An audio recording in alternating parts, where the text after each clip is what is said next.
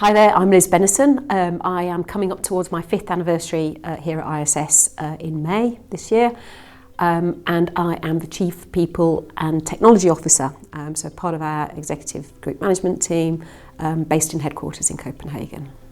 It's quite something to work for a company that's turning 125. There aren't many organisations in the world actually that have managed to survive as doing roughly the same thing, just on a very, very different scale for 125 years.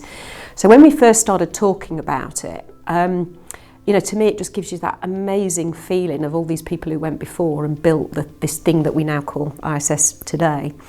And because of my people role specifically, the bit I would talk to that's probably inspired me the most from the history is back in the 1940s was when we first started doing cleaning at scale. So we'd been the night watch before that, predominantly men, and then we moved into cleaning. And we were really struggling to get the ladies to turn up for work on a reliable basis.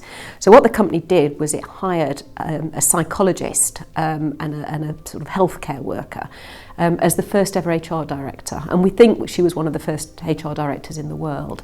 And what she did was she spent time with these ladies out in their homes, and she got to understand that some of them didn't have anywhere to bathe at home. Some were really struggling to get, to give their children to somebody to look after while they wanted to work. They didn't have clean clothes to be able to wear to work.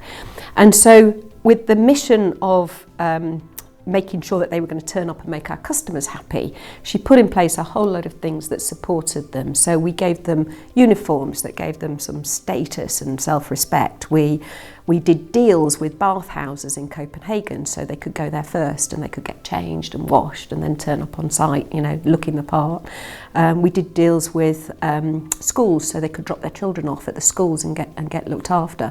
And to me, we really understood, even back then, that those two things are intertwined. Doing the right thing for the employees ultimately is the right thing for the business and vice versa. And I just think it's so magical that was in our foundation all of those years ago, and it's still, a massive part of our employee value proposition today that, be who you are.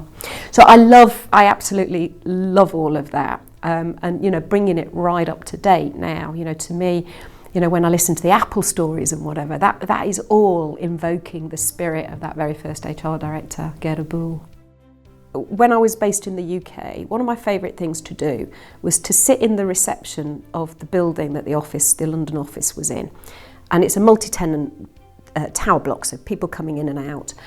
And I could tell you who were the ISS staff by the way they treated the security guard on the door and the receptionist. They treated them as if they were the CEO from the first moment they walked in the door. And I knew who wasn't ISS because they were dismissive or they were rude or they didn't show them, the respect. So I love that that's instinctive. It's who we hire, it's how we train. It just makes it instinctive, that respect for everyone, regardless of the role they play in the company. And then the big example of that was last year's Global Apple winner, an amazing lady called Michelle from our Irish business. And her role is, she works on a contract in a hospital providing services. But one day she came across a lady who unfortunately was terminally ill. Was engaged to be married, they'd had to call the wedding off and everything. And what Michelle did was she effectively made sure that wedding still took place, and she brought the wedding into the hospital ward, and she did everything that she needed to do to make that moment special.